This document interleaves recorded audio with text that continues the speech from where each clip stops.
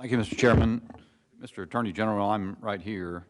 I was going to do another subject in my questioning, Mr. Attorney General, but I've been so concerned by the interaction about the October 4 memo that I'm going to follow up on that, if I might. The memo is a one-pager. You read it before it was issued, I assume. I certainly did, and I worked on it. Okay. Now, in that memo, you issued a directive to the FBI. You directed the FBI to conduct meetings with leaders of all levels of government across the country, in every judicial district, to strategize against an alleged trend of, quote, harassment, intimidation, and threats of violence.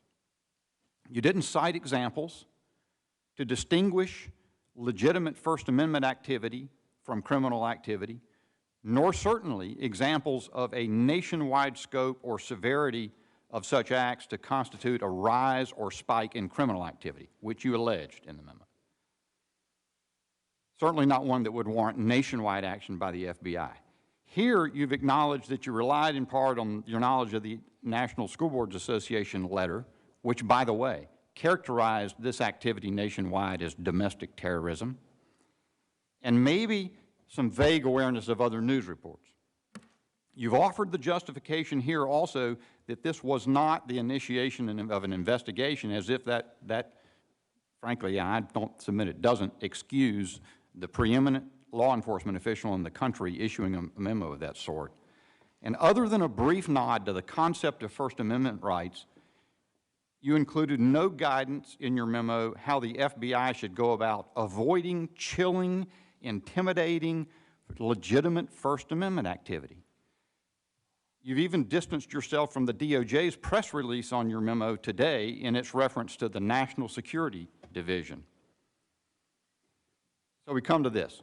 You directed the FBI to act with speed. Meetings in 30 days is what you said. You directed the FBI to have these meetings nationwide, coordinated by United States attorneys.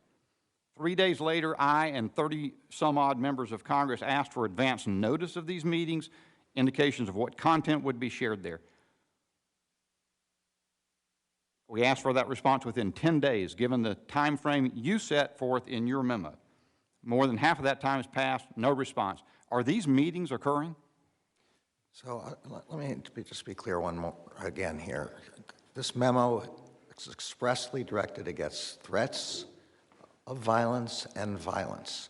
The federal statutes that are relevant, prosecutors are well aware of where the First Amendment line is. This is addressed to prosecutors and members of law enforcement. These are the kinds of statutes that we deal with every single day. Well, they know I'm not the sure line. You deal with it in this way, Mr. Attorney General.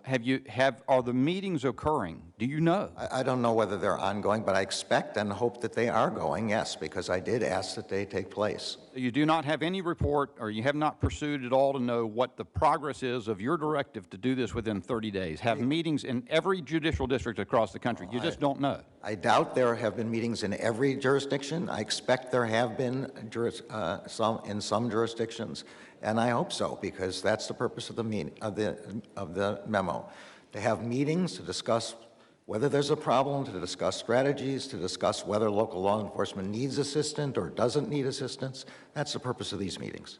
Doesn't that make it worse, Mr. Attorney General?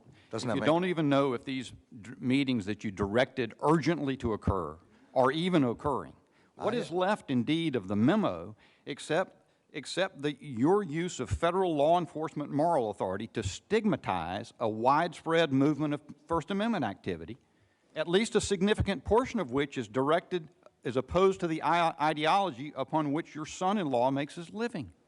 That is the problem, and it is no answer, I would submit, Mr. Attorney General. If you were on the bench, you would not accept an answer from counsel that simply repeated your opposition to threats of violence nationwide. Well, the memorandum specifically... I haven't finished my point or my question, sir. I thought you did. I apologize. In fact, you would ask of counsel an answer that responds to the point without having a raft or a significant volume of evidence. You have directed the FBI to act nationwide concerning a matter on which there's widespread First Amendment activity. There's a movement among school parents. That seems to me to be The inexcusable. gentleman's My time's time has expired. expired. Mr. Cicilline. Thank you, Mr. Attorney